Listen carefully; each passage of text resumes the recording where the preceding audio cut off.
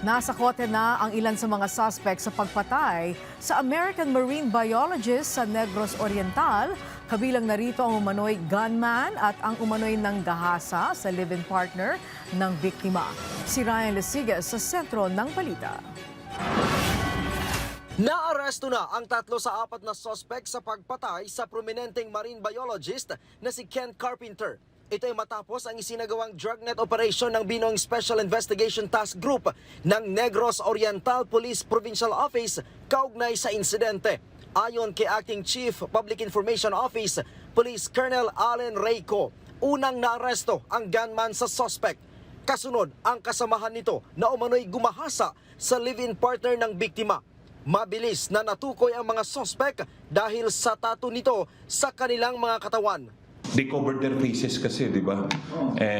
But some of them or one of them pumunta pa sa ref after killing the American, uminom pa ng tubig, inalis po niya yung kanyang bonnet. The other one, yung mismong gunman, has a tattoo, distinctive tattoo on his left hand na easily identifiable plus a ring. So nagmamatch po talaga sa statement po ng ating witness who is the live-in partner.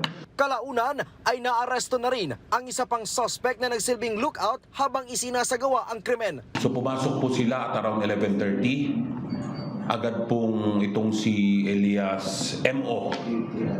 binaril ang victim po natin na American. Then ito po namang si Elias J.F. Yung the second one arrested, dinala po sa kwarto, sa isang kwarto doon ang live-in partner where allegedly she was raped or sexually assaulted. At ito nga pong pangatlo ay acted as the lookout.